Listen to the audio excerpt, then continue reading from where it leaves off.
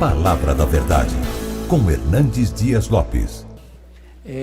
Dar início ao nosso estudo hoje. E hoje vamos expor capítulo 14 de Romanos. Abra sua Bíblia, por favor, comigo. Romanos 14.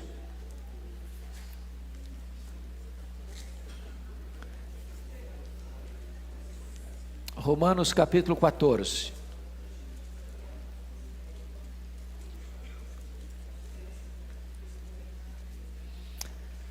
Ok? Todo mundo?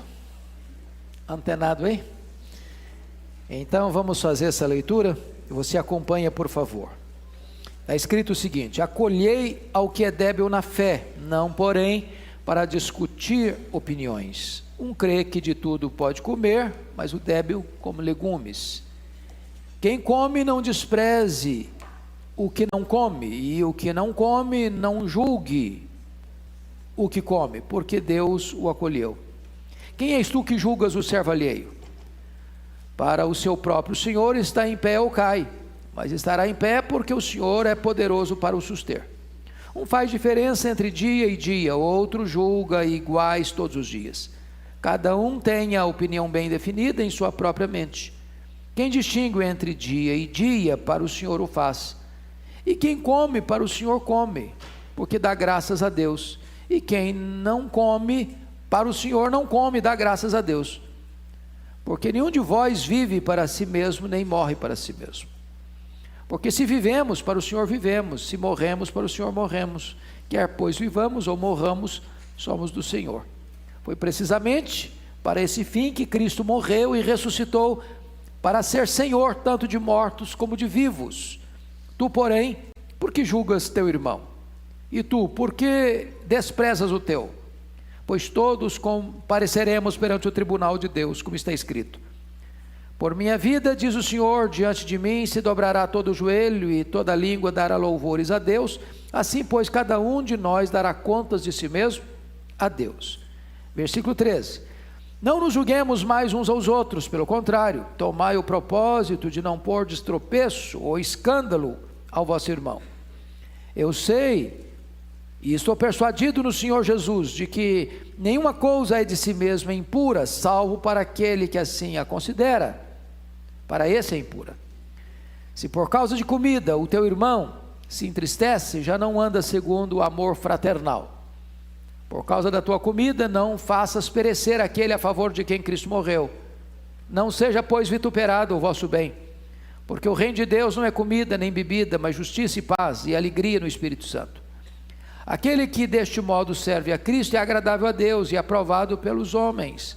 Assim, pois, seguimos as coisas da paz e também as da edificação de uns para com os outros.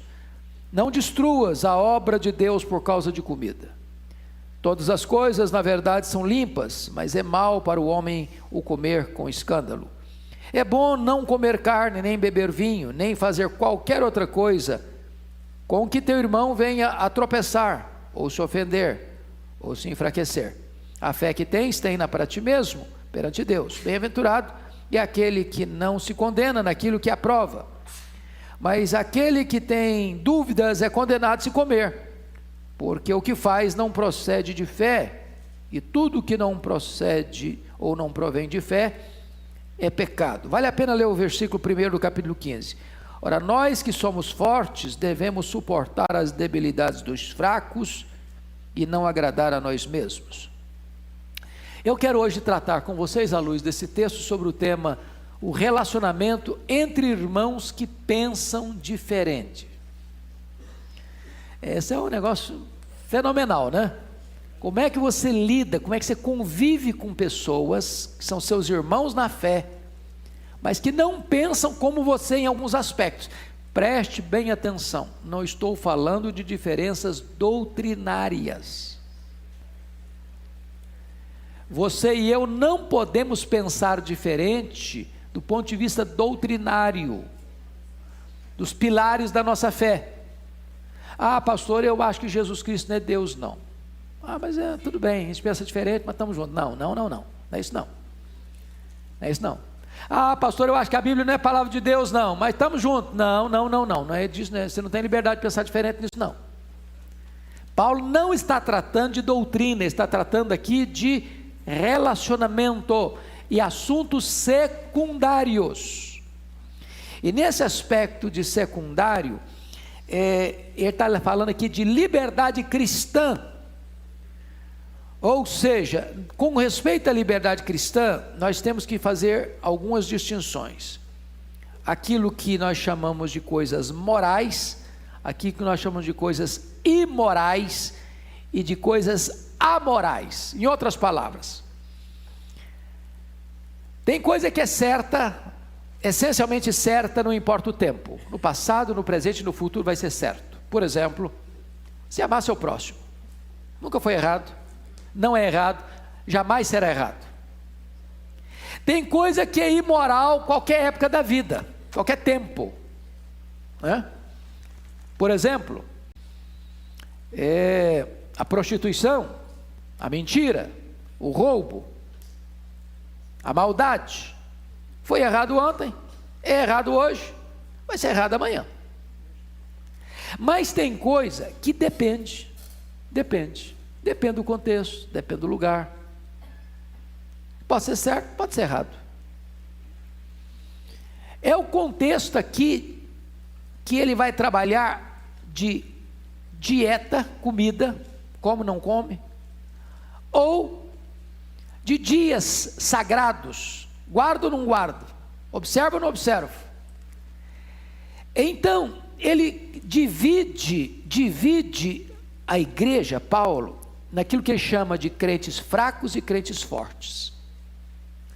O crente forte é aquele que compreendeu melhor o cristianismo, a fé cristã, e não fica preso a determinadas peias de hábitos, de costumes, não põe essas regrinhas de cardápio, não, isso eu não posso comer, não, aqui não posso comer, não, isso aqui não pode comer, isso aqui não deve comer, se comer isso aqui é pecado, se deixar de comer também é pecado, se eu guardo esse dia eu estou pecando, se eu não guardo eu estou pecando.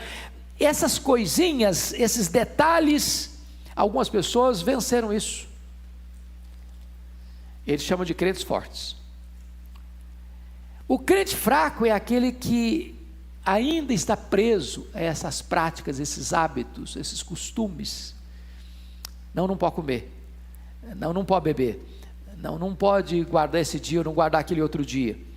E ele fica melindrado se você come, se você bebe, se você guarda ou não guarda determinado dia. Então, quais eram os dois pecados básicos que estavam acontecendo aí? Primeiro, os crentes fracos julgavam os crentes fortes. Você está comendo isso? Você não é crente então. Aí julga. Qual era o pecado do crente forte? Coitado, crente imaturo, bebê na fé. Aí julgava o outro, desprezava o outro.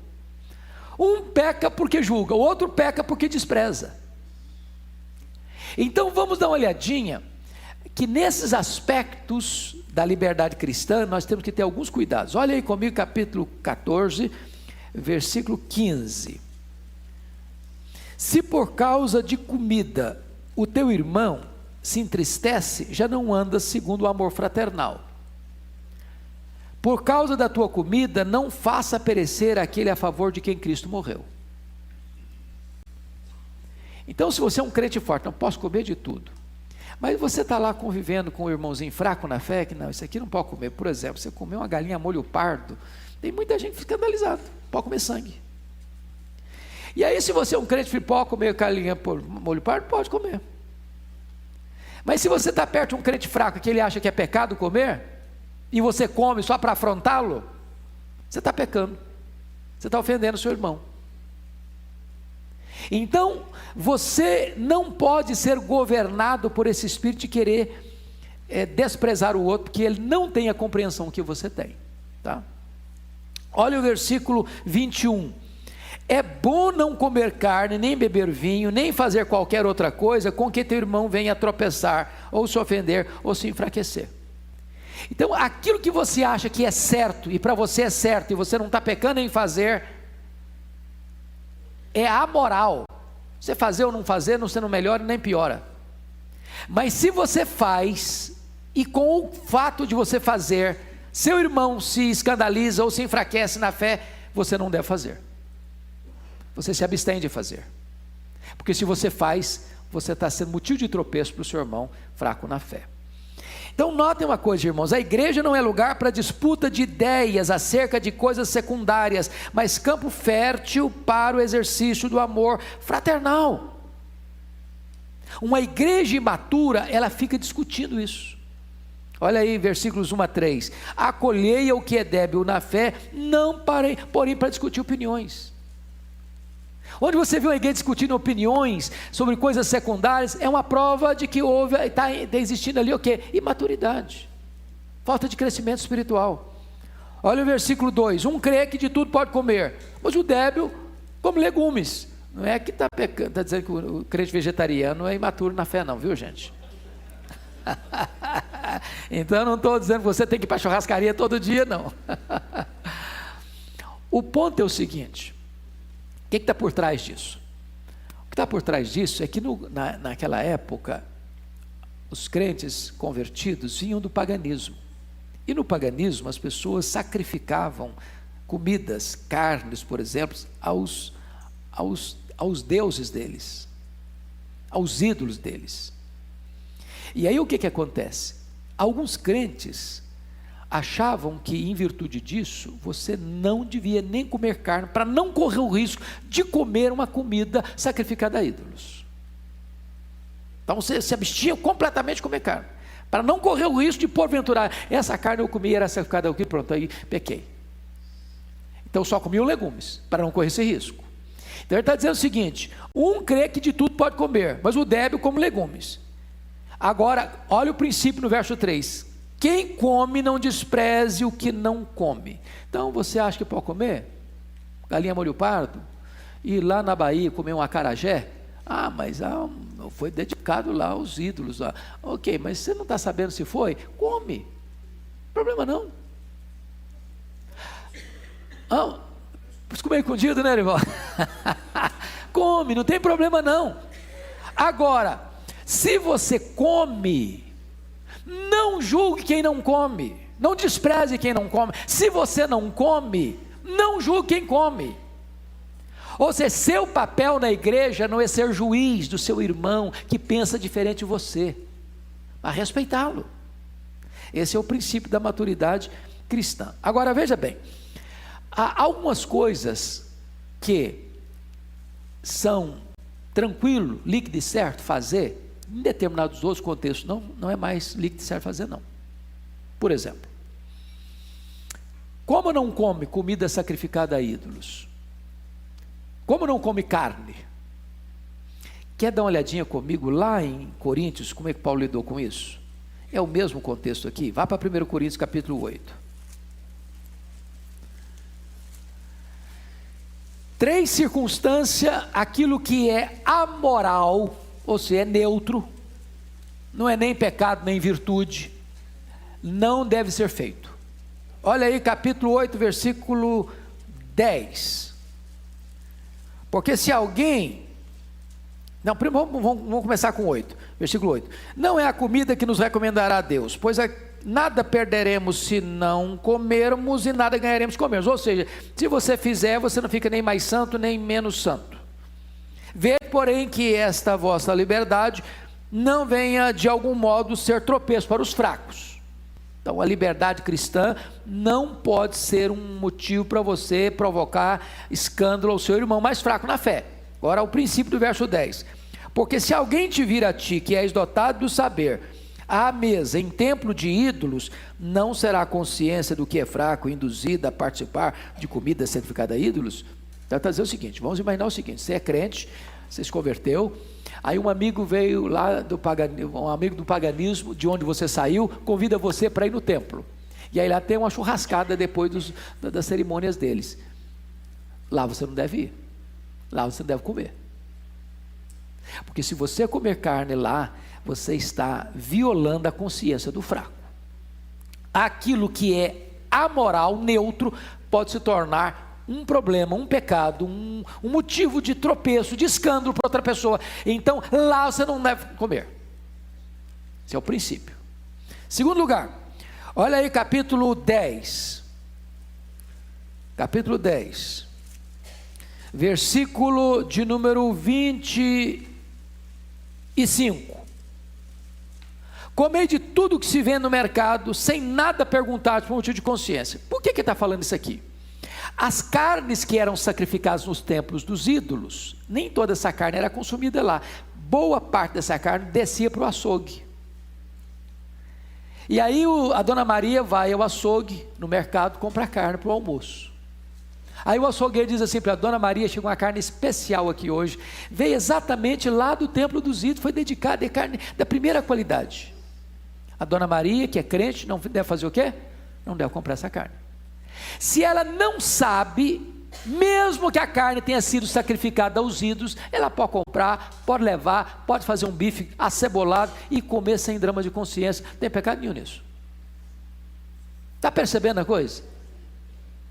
Terceira circunstância, olha aí capítulo 10, versículo 27. Se algum dentre os incrédulos vos convidar e quiser dizer: comei de tudo que for posto diante de vós, sem nada perguntar por motivo de consciência. Porém, se alguém vos disser: isto é coisa sacrificada a ídolo, não comais, por causa daquele que vos advertiu e por causa de consciência. Então, preste atenção nisso. Aí você, crente, aí o seu vizinho, que não é crente, convida você para um almoço ou para um jantar. Você deve ir. Preste atenção, crente precisa ter amigos não crentes. Não para ser influenciado por eles, mas para influenciá-los com o evangelho. Aí você chega na casa do seu vizinho, que não é crente, uma mesa linda posta. Paulo diz: coma de tudo. De tudo. Não fique aí com milindres. Ah, será que foi sacrificado a ídolo? Será que não foi? Não faça essa pergunta. Coma. Agora, se ele afirmar para você: olha, eu trouxe você aqui, meu amigo, porque essa carne especial aqui foi sacrificada aos ídolos, eu quero que você experimente, aí você não deve comer.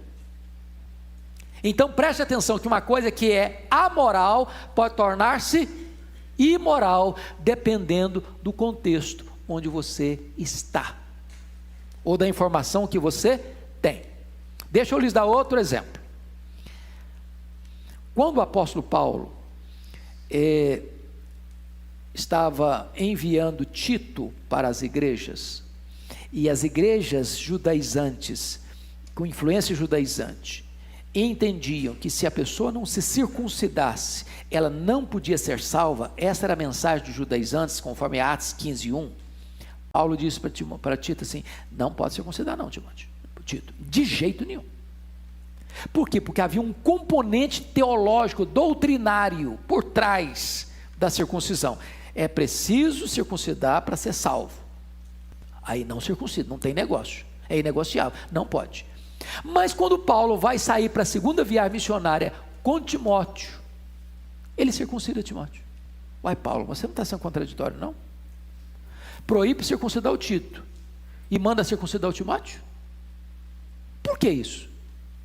Por uma razão muito simples. Paulo diz: a circuncisão em si é neutra. É neutra. Ninguém é mais santo porque circuncida, nem é menos santo porque deixa de se circuncidar. Se o problema é apenas cultural, então pode circuncidar, porque nós estamos indo, e a primeira porta de entrada nossa são as sinagogas judaicas. E quando você é circuncidado, você abre caminho cultural para pregar o evangelho. Então, se o problema é apenas cultural, circuncida o Timóteo. Agora, se você diz que é preciso circuncidar para ser salvo, não circuncida o Tito. Está claro isso, irmãos? Está claro isso? Ok. Então, é esse o aspecto que eu chamo a atenção dos irmãos para nós entrarmos na exposição desse capítulo 14. Então, vamos lá. Acolha seu irmão e aprenda a viver com os diferentes. Essa é a tese dele até o versículo de número 12. Então, por que você deve acolher os fracos? Então vamos lá, vamos voltar agora para Romanos, tá bom? Romanos 14. Acolhei o que é débil na fé. Por que você deve acolher o que é débil na fé? Primeiro, você deve acolher o que é débil na fé, porque Deus o acolheu. Olha aí, versículos 1 a 3, acolheu o que é débil na fé, não para discutir opiniões, um crê que de tudo pode comer, mas o débil come legumes, quem come não despreze o que não come, e o que não come não julga o que come, porque Deus o acolheu. Então você não pode viver um cristianismo cheio de legalismos, de regrinhas, e dizer o seguinte: não, você faz isso, então você não pode ser crente, você não é da igreja, você não pode ser membro da igreja, você não pode ter comunhão conosco. Não, não faça isso. Sabe por quê? Porque o irmão que é débil na fé foi acolhido por Deus, aquele irmão que é forte na fé foi acolhido por Deus. O que forma, o que traz comunhão e o que faz alguém pertencer à igreja é se ele foi acolhido por Deus. Se Deus acolheu, quem é você para não acolher? Se Deus aceitou, quem é você para rejeitar? Pois não, pastor João. Boa pergunta. Boa pergunta. O falso crente tem duas características. Primeiro, o falso crente é aquele que não crê nas verdades essenciais da fé cristã. Então, é um herege. O que nós fazemos de distinção, irmão, entre seita e igrejas, uma igreja evangélica? Seitas são aqueles grupos religiosos que não têm as doutrinas essenciais do cristianismo. Por exemplo, a Bíblia é a única regra de fé e prática. Há um único Deus, Pai, Filho e Espírito Santo. Só existe um Salvador, Jesus Cristo. Só existe um caminho para Deus, é Jesus Cristo. Não há salvação a não ser que você se arrependa e creia em Jesus. Você que creu no Senhor Jesus, você tem a vida eterna. Você, depois que morre, vai ser ressuscitado, e tem dois destinos, céu e inferno. Se você não crê nessas verdades essenciais, você não pode ser um cristão. Então aceita. Ou uma pessoa é um falso cristão quando ele professa esta fé verdadeira de boca, mas a vida dele não foi transformada. Então ele fala uma coisa e vive outra. Ele nunca foi convertido. Ele faz parte do rol de membros da igreja, mas o nome dele não está escrito no livro da vida. Isso é um crente falso. Agora, o que é um crente débil na fé? É um crente que ele crê nas verdades essenciais, ele é convertido, mas ele é limitado no seu entendimento, no seu conhecimento, na sua compreensão da liberdade cristã. Ele se restringe de coisas que ele pode fazer e não faz, porque ele tem deficiência no entendimento. Então deixa eu dizer uma coisa aqui para os irmãos. Às vezes, muitos irmãos estão errando, não é porque tem dolo, é porque tem falta de informação, de conhecimento.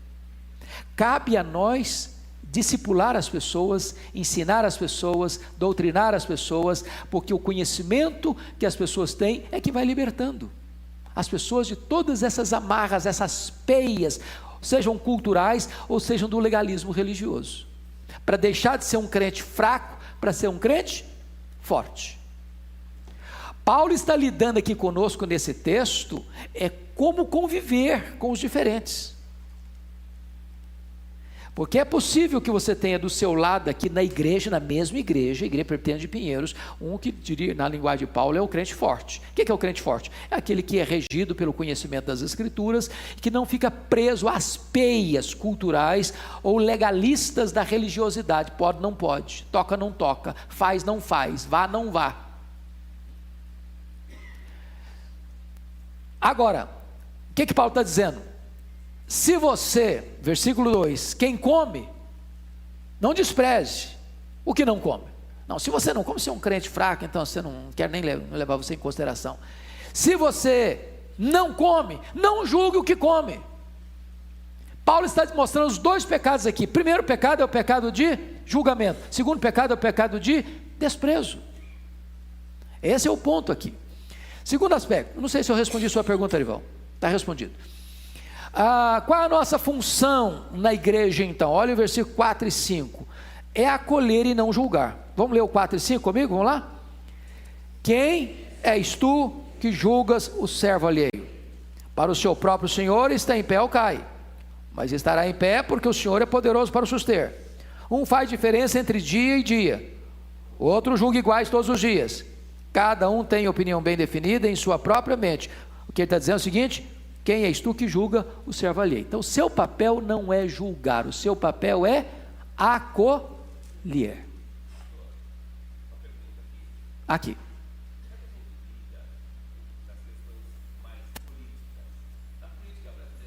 Por exemplo,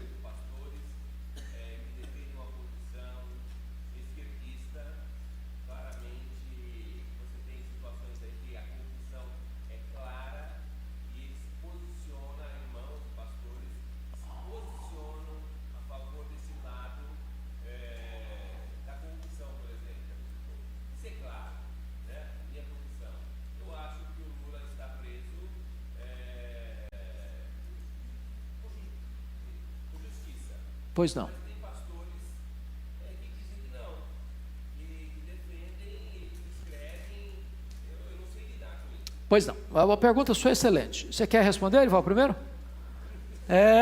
Eu quero jogar a bola para ele. Quero jogar o homem na fornalha, ele não quer. A culpa é dele. Muito bem, muito bem. Vamos pegar um ponto inicial no próprio grupo apostólico, né? Jesus tinha no seu grupo apostólico 12 homens.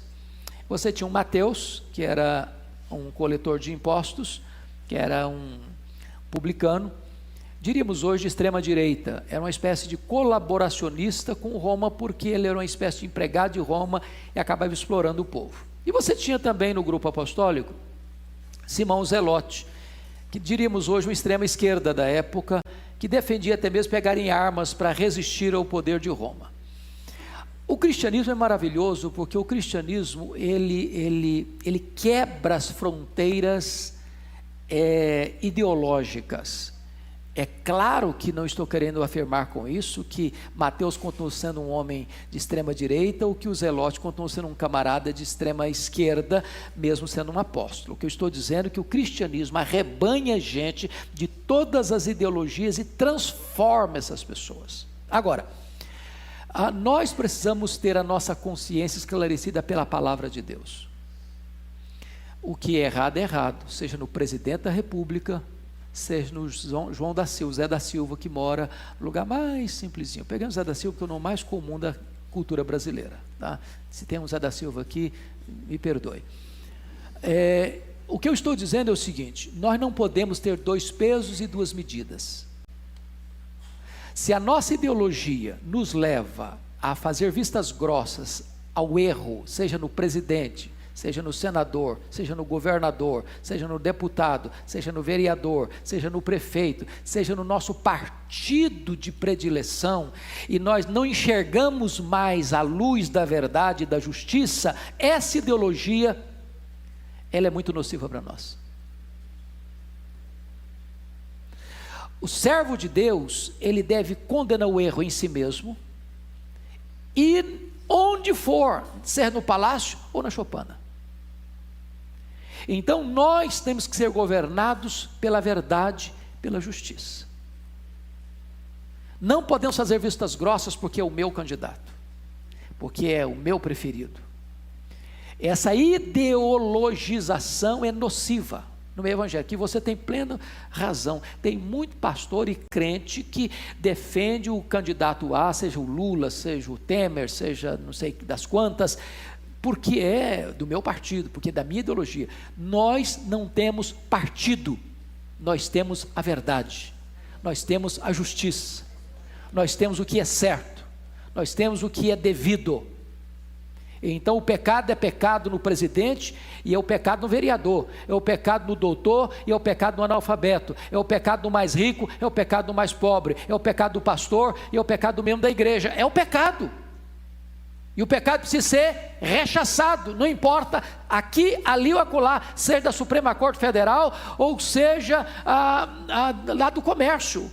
Se você lê a Bíblia, tanto os profetas quanto os apóstolos condenaram o pecado nas estruturas sociais, nas estruturas políticas, nas estruturas comerciais, nas estruturas relacionais, internacionais e intrapessoais e interpessoais. Então, acho que esse é o ponto. O cristianismo, ele precisa trazer luz.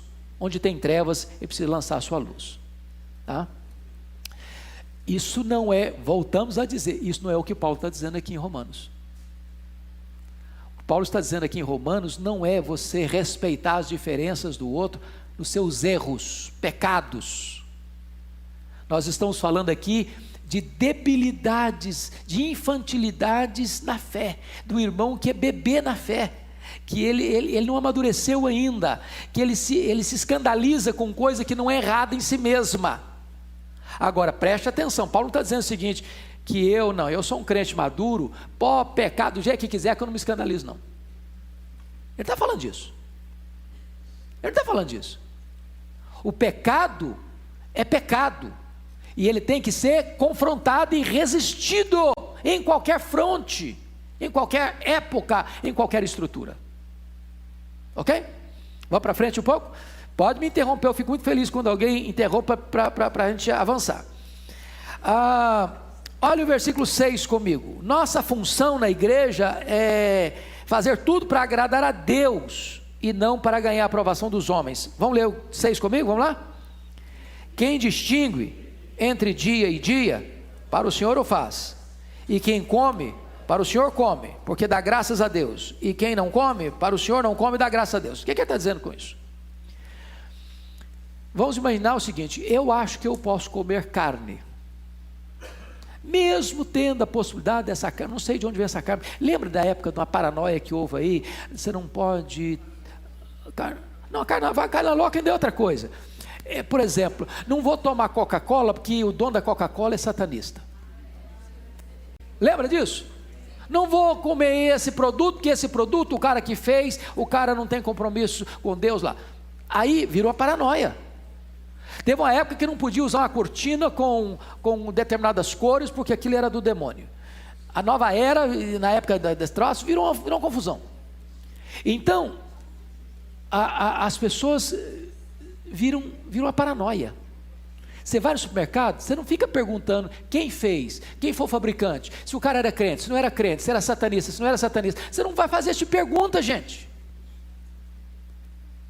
Agora, se você vai lá e compra e come, você come porque você dá graças a Deus, eu estou comendo. Mas o camarada que é fraco na fé, ele não tem essa consciência, então ele não compra mesmo, não vou comprar porque o camarada que fabricou não é crente, porque não sei o quê, e ele não come, porque ele dá graças a Deus que não come, então está tudo bem, ué. Se você tem essa consciência desse jeito, você não come, você dá graças a Deus que não come, o outro come, dá graças a Deus que come, então está certo. Seu propósito qual é? É agradar a Deus. A motivação é a mesma, é agradar a Deus. Pronto, não está resolvido o assunto, diz o apóstolo Paulo. Vamos adiante um pouquinho. Nossa função na igreja é viver para agradar a Deus e não a nós mesmos. 7 e 8, vamos dar uma olhadinha agora no 7 e 8? Vamos comigo? Porque nenhum de nós vive para si mesmo, nem morre para si. Porque se vivemos, para o Senhor vivemos. Se morremos, para o Senhor morremos. Quer pois vivamos ou morramos, nós somos do Senhor. Então, tanto viver quanto morrer, você faz para Deus. Eu vivo para Deus, eu morro para Deus. Meu propósito é agradar a Deus, não é agradar a mim.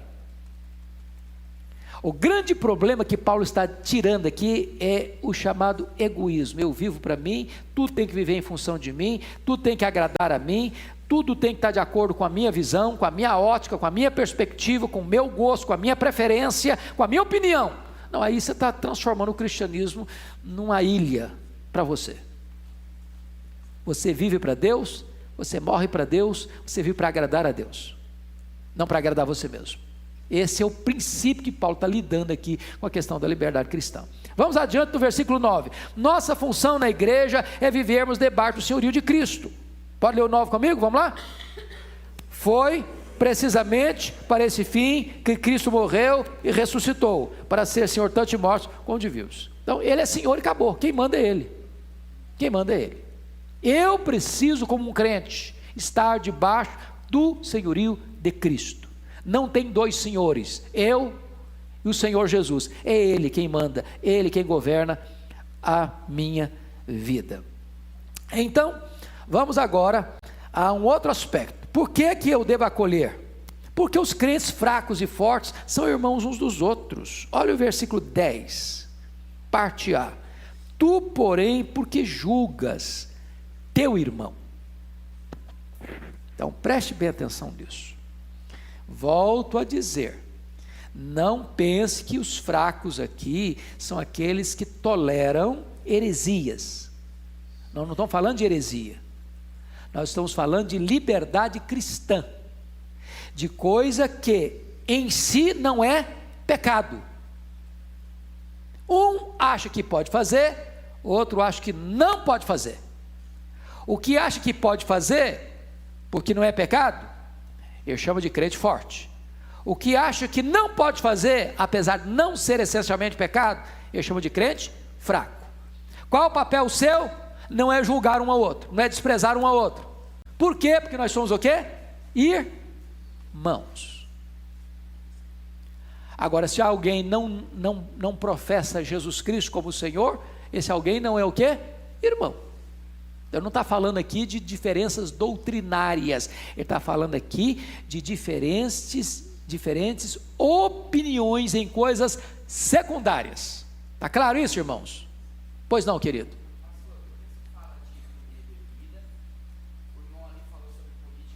Ok? Não era o problema cultural da época, pode ser nosso. Por exemplo, entra um outro princípio aí. Qual que é o princípio da vestimenta nossa? Decência. Uma pessoa pode vir com qualquer roupa e dizer, pode. Mas imagine uma senhora entrando de maiô aqui no culto. Maiô, uma veste boa? Para a praia é, para a igreja não. Imagine uma moça de mini saia.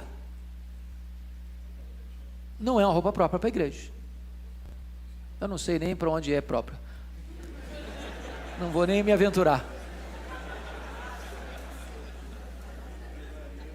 Agora imagine que eu sou brasileiro, entro aqui de um roupão igual se eu fosse um oriental lá, com um turbante na cabeça. Estou bem vestido, mas estou fora do lugar. Não é a minha cultura. Vou chamar a atenção. Você está chamando a atenção para você e não para o Senhor. Então, quem come para o Senhor come, quem bebe para o Senhor bebe, quem veste para o Senhor veste. Então, cada um de nós devia se olhar no espelho antes de ir para a igreja, para ver se eu estou adequado. Né? Ver se eu estou adequado, se eu não estou chamando atenção para mim mesmo. Em vez de trazer glória para o nome do meu Senhor. Tá? Acho que é o mesmo princípio, filho. Tá? Vamos dar uma olhadinha agora. Por que nós devemos acolher uns aos outros? Mais do que nós somos irmãos, todos nós seremos julgados no tribunal de Deus. Olha aí o capítulo 14, versículo 10b até o 12. E tu porque desprezas o teu? Pois todos compareceremos perante o tribunal de Deus. Vai lá para o versículo 12. Assim, pois, cada um de nós dará conta de si mesmo a Deus. Então, se eu me assento na cadeira do juiz para julgar o meu irmão, eu estou me esquecendo de uma coisa. Eu vou ser julgado. Eu não sou juiz aqui. Eu vou ter que comparecer, o meu irmão também. Então, em vez de eu ficar julgando o meu irmão, eu preciso entender que eu vou passar pelo crivo do julgamento. Crivo do julgamento. Aí você pode até argumentar, bom, mas então nós não podemos julgar nada. Não, gente, vamos entender de novo. A Bíblia diz lá em Mateus 7,7, não julgueis, para que não sejais julgados. Mas então quer dizer que eu não posso julgar nada nunca? Em época nenhuma, em nada? Claro que eu preciso julgar. Jesus alertou sobre os falsos profetas, os falsos mestres. Como é que você pode saber se alguém é um falso mestre? Se você julga o que ele está falando. A Bíblia até diz, quando o pastor Ival subir para o púlpito, e eu subir para o púlpito, e o pastor Rodney subir para o púlpito, e o outro pastor subir para esse púlpito, você que está sentado aqui, você tem que julgar o que nós estamos pregando. Você está com a Bíblia na mão. Se o que nós estamos pregando tem base aqui. E se um dia, um de nós, porventura vier ter um tropeço, um cochilo, e nós pregarmos algo que não esteja aqui, cabe a você chamar a gente e falar: olha, pastor, ou fulano, olha, você pregou, mas vamos explicar melhor esse negócio aqui. Não está de acordo aqui não, como é que é esse negócio? Vocês perceberam isso? A autoridade é da palavra. Autoridade da palavra. Eu e Arival e todos os pastores somos servos da palavra. Então preste atenção que quando a Bíblia diz não julgar, não está falando que você não possa ter discernimento do que é certo e do que é errado. Então vale tudo, passa tudo, então não fala nada, a igreja é um grande guarda-chuva que acolhe qualquer pessoa. Não, nós não somos uma igreja inclusivista e universalista. Na igreja de Deus, em Apocalipse 21, tem porta aberta para todo lado, tem porta para todos, mas não tem porta para tudo. O pecado não pode entrar, o que é errado não pode entrar. Está percebendo isso? Está claro isso? Ok. Pois não, pastor?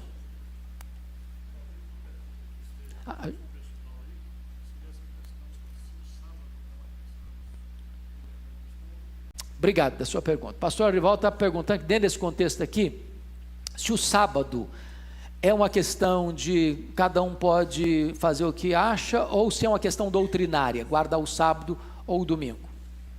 A pergunta é uma pergunta excelente, né? Eu não sei se a resposta eu não sei se a resposta vai ser excelente, mas a pergunta é boa, né? Você está aqui para me ajudar, você é um cara abençoado. Esse Arival é coisa de gente boa, viu? Depois ele me paga um café. Depois ele me ajuda, ele me paga um cafezinho. Um almoço, que é melhor ainda. Veja bem, irmãos, é muito importante compreender que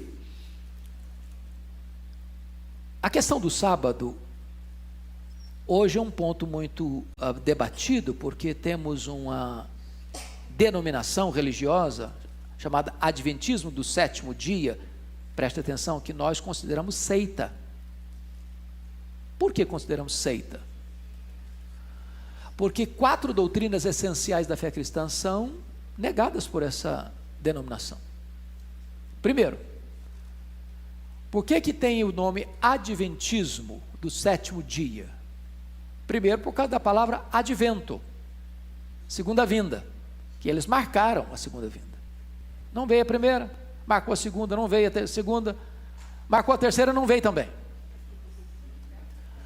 Não, nós erramos na data, nós erramos no local, não na data. Ele veio sim, mas entrou no santuário celeste. Marcar a segunda vinda de Cristo é uma impropriedade, porque o próprio Jesus disse que esse dia só Deus sabe. Então, marcar a segunda vinda de Cristo é uma heresia. Adventismo do sétimo dia, por quê? Porque tudo isso está baseado numa visão de Ellen White, que ela teve uma visão mística, em que ela viu os 10 mandamentos no céu, e que uma luz incidia especificamente sobre o 4º mandamento, como o mandamento mais importante. Então, quem não guarda o sábado, assim como os judaizantes diziam, quem não se circuncida, não pode ser salvo. Então, a salvação está atrelada ao sábado. Isso é, de certa forma, colocar um outro elemento a mais do que a fé em Cristo para a salvação. Então, a salvação não é só em Jesus, Jesus mais o sábado. E a Bíblia não diz que é Jesus mais o sábado, nem Jesus mais a circuncisão, nem Jesus mais isso, nem Jesus mais aquilo. A salvação é só em Jesus. Depois eu vou entrar na questão do sábado ainda, mas vamos para o terceiro ponto. O terceiro ponto é que também, ao mostrar que Jesus veio para o santuário celeste para fazer a expiação, está se negando a expiação plena, completa e cabal da cruz. A doutrina da expiação é a doutrina essencial da fé cristã. Quarto lugar, quarta doutrina essencial: o adventismo nega as penalidades eternas. O adventista diz que não tem inferno. Morreu, está salvo, ok. Está perdido, acabou. Não tem inferno. Ora, mas quem mais falou de inferno na Bíblia foi o próprio Senhor Jesus. É uma doutrina que talvez nós gostaríamos de tirar da Bíblia, mas está na Bíblia. Então, é por isso que a igreja evangélica, historicamente, não entende que o adventismo seja uma igreja evangélica, mas uma seita. A questão do sábado, veja bem, precisamos entender o que é princípio e o que é cultural. O que é princípio? Princípio é que Deus ordenou ao homem trabalhar 6 dias e descansar. A palavra sábado significa o quê? Descanso. Descanso. Notem que, à luz do próprio Antigo Testamento, o dia sábado era uma lei cerimonial e não moral. Por exemplo, você pode aceitar que Deus em algum momento diga assim: eu odeio algo que é moral, eu odeio que você não tenha outro Deus, eu odeio que você não seja um idólatra, eu odeio que você não tome meu nome em vão, eu odeio que você honre seu pai e sua mãe, eu odeio que você não mate, eu odeio que você não adultere, eu odeio que você não furte, eu odeio que você não fale mau testemunho, não faça falso testemunho, eu odeio que você não cobice. Não tem lógica.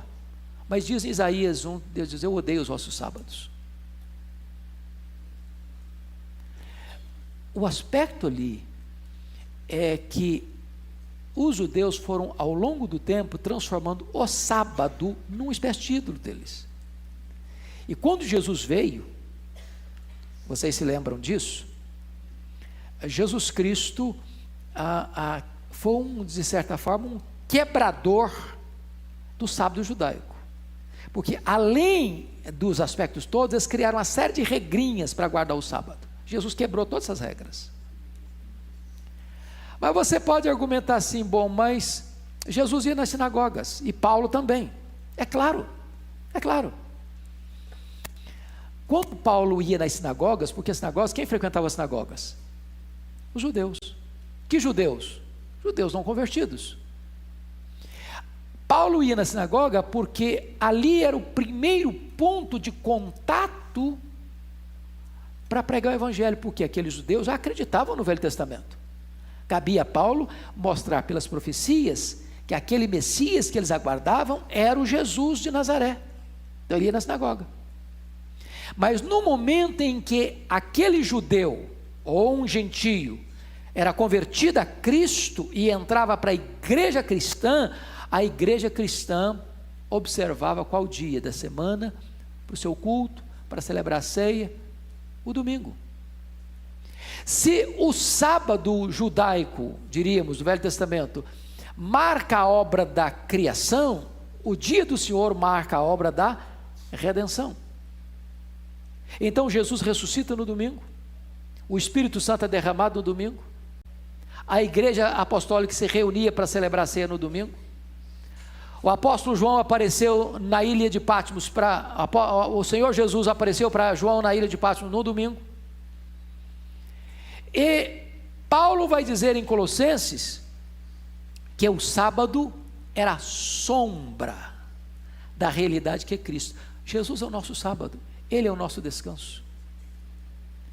Então, não é, penso eu, pastor Arival, se nós vamos pegar a ideia da circuncisão, do Tito e do Timóteo.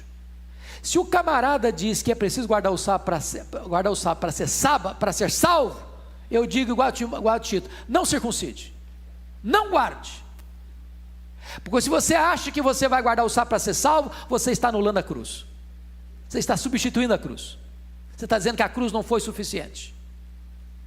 Mas se você guarda o sábado, eu quero guardar o sábado, que eu acho que não tem problema guardar o sábado, tudo bem, se não acha que deve guardar o sábado,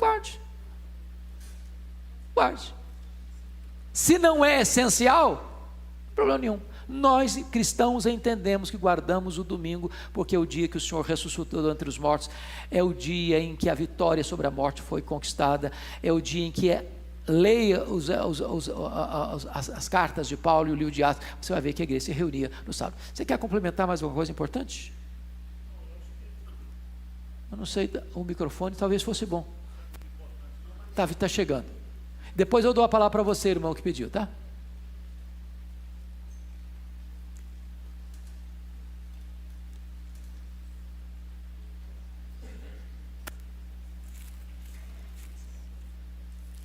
Pois não, pastor Arival. Eu acho que o princípio permanece. O princípio, se você pegar a lei de Deus, os 10 mandamentos, Aham, são os princípios espirituais. exato. Todo o aspecto cerimonial do sábado, Cristo cumpriu. Certo? Agora existe o princípio espiritual. Os nossos princípios de liturgia da Igreja Presbiteriana do Brasil diz que há coisas que você faz durante a semana que você não deve fazer no domingo. Por exemplo, ir ao jogo do Palmeiras, né? Não deve de jeito nenhum. Eu vou no sábado, eu levei os chilenos lá para assistir sábado à noite, eles queriam assistir.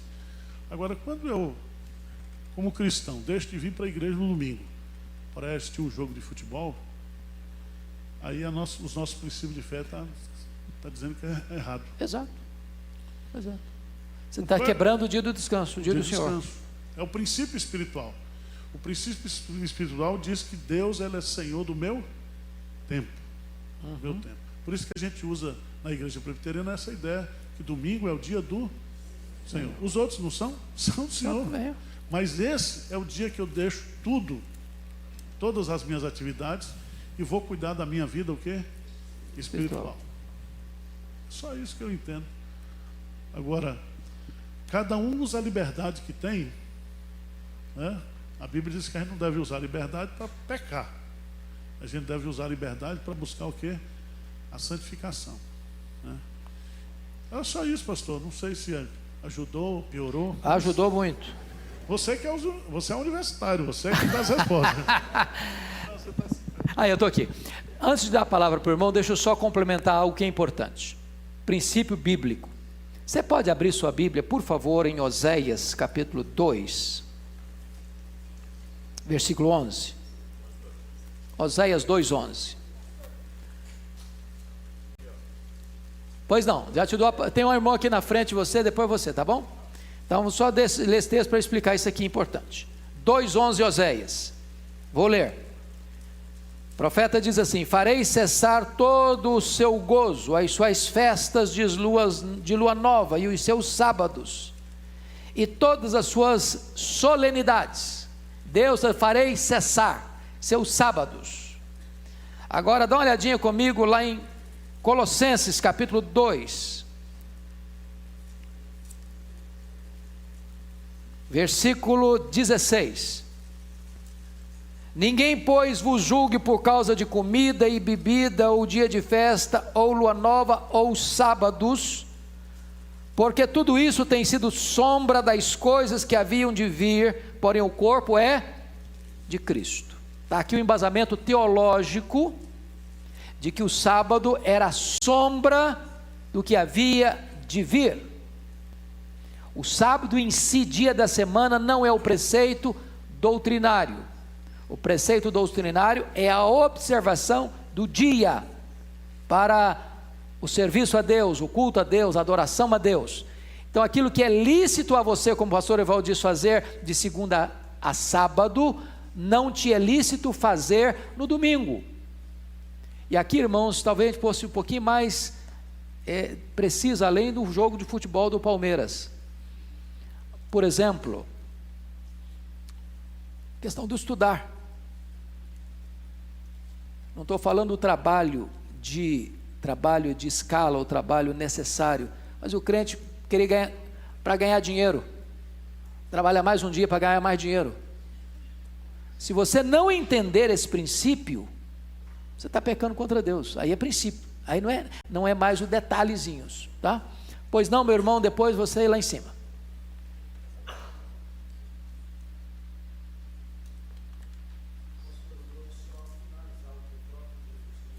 Sim. Eu sou maior que o sábado. Eu achei que aí já define. Eu sou maior que o sábado. O Senhor Jesus, ele veio em termos de cumprimento, de plenitude dessa questão, porque ele é o nosso descanso. Aliás, Hebreus 4:9 diz que resta para o povo de Deus um descanso, e a palavra lá é sábado. Então a ideia de sábado é desse descanso que Jesus veio trazer, né? Vinde a mim todos vós que estáis cansados e sobrecarregados, e eu vos aliviarei. né? Tomai sobre vós o meu jugo e aprendei de mim, porque sou manso e humilde de coração, e achareis descanso para a vossa alma. E esse descanso é um descanso também eterno. Existe um sábado para nós, é um descanso eterno que nós temos em Cristo. Pois não, lá em cima. Obrigado. Bom dia. Bom dia. Sobre o versículo 5 de Romanos, ele fala, um faz diferença entre Você o está em dia... Romanos 14, 5? Isso, 14:5. Pois não. Um faz diferença entre o dia, mas o outro iguais joga todos os dias. Cada um esteja inteiramente seguro em seu próprio ânimo. Aí no 6. Aquele que faz caso do dia, para o Senhor o faz. O que come, para o Senhor come, porque dá graças a Deus. E o que não come, para o Senhor não come, e dá graças a Deus. Então aqui é a questão dos dias. Então quem acha que guarda um dia, guarde para Deus. É isso que eu estou entendendo? É isso mesmo? É isso mesmo. O grande aspecto é esse. Você só não pode elevar esse aspecto para um aspecto essencial. Por exemplo, se a pessoa acha que ela tem que guardar o sábado para ser salva, ou até o domingo. Eu acho que se eu não guardar o domingo, eu não sou salvo, ou seja, eu agrego mais alguma coisa à obra de Cristo para a salvação, aí está errado. Aí está errado. O que Paulo está estabelecendo aí é que algum acha que esse dia, outro acha que é aquele dia, mas ele não está entrando no componente da salvação. Porque se entrar no componente da salvação, eu agrego mais esse dia, a observação desse dia, além da obra que Cristo fez na cruz, aí o princípio já deixou de ser opiniões diferentes para ser divergência doutrinária e essencial, e aí nós não podemos negociar.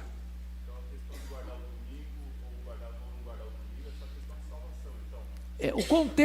O contexto lá era um contexto de uma igreja egressa do judaísmo, boa parte, né?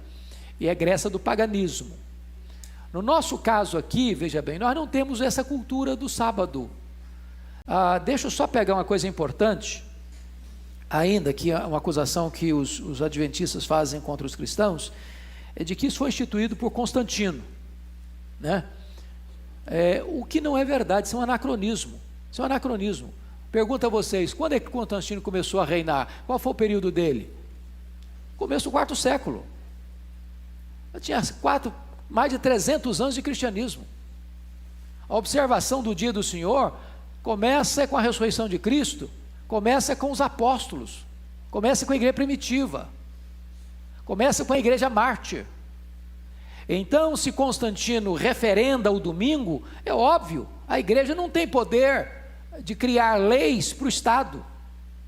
Quem cria leis para o Estado é o Estado. Então Constantino apenas referenda legalmente aquilo que era prática da igreja cristã. Então afirmar que os cristãos começaram a guardar o domingo depois de Constantino, que foi Constantino que instituiu isso, é um anacronismo, é uma falta de conhecimento histórico, gritante. Então não podemos afirmar isso, ok? Podemos ir adiante? Então vamos lá, deixa eu só ficar, nós temos mais 10 minutos. Versículo 13, dá uma olhadinha aí. Versículo 13: pare de julgar seu irmão e tenha o propósito de não colocar tropeço no seu caminho. Pode ler comigo 13, vamos juntos? Não nos julguemos mais uns aos outros. Pelo contrário, tomai o propósito de não pôr de tropeço ou escândalo a vosso irmão. Ou seja, em vez de eu ficar julgando o meu irmão, porque ele pensa diferente de mim nas coisas secundárias, eu devo parar de julgá-lo e não colocar tropeço no caminho dele para ele cair. Segundo ponto, olha aí comigo, versículo 14: saiba que a impureza não está nas coisas exteriores, mas no interior, ou seja, no coração. Esse 14 merece uma análise, e eu vou parar por aqui no 14, na outra aula a gente segue. Vamos pegar o 14 todos juntos lendo? Vamos lá? Eu sei e estou persuadido no Senhor Jesus, de que nenhuma coisa é de si mesmo impura, salvo para aquele que assim a considera, para esse é impura. Vamos entender o que ele está dizendo. Nenhuma coisa aqui não é nenhuma coisa, nenhuma coisa não.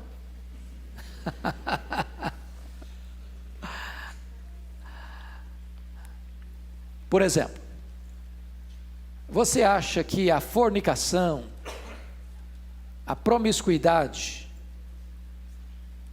é coisa impura? É ou não é? É. Ah, mas eu não acho. E aí? Para mim não é. Dá para defender essa tese? Não, não dá. Quando ele diz nenhuma coisa, ele não está falando de coisas morais em si, ou coisas imorais em si. Ele está falando, o contexto aqui é de cardápio e de dias. Está percebendo isso? Ele não está fugindo do contexto. Então ele está dizendo o seguinte: olha, o camarada que acha que comeu uma galinha molho pardo, ele está pecando, é impuro. É impuro para ele que acha que é impuro. Para o outro não. O Senhor santificou todos os alimentos. Tudo que é recebido com ações de graça é proveitoso para comer. Agora, se uma pessoa acha que não pode, para ele é que não pode. E se ele comer achando que não pode, ele peca. Então, para ele é impuro. Ele se abstém. Mas aquilo não é impuro para aquele que entende que não é impuro. E pode comer e não peca. É isso que está aqui no versículo 14. Eu estou persuadido no Senhor, nenhuma coisa de si mesma é impura. Ele está falando aqui de comida e de dias. Salvo para aquele que assim considera, para esse é impura. Então, quero fechar aqui, mostrando para os irmãos que tem coisas que são impuras mesmas. Não importa se você pensa que é ou que não é, não deixa de ser impura, porque essencialmente é impura. E não é disso que ele está tratando aqui. Pois bem,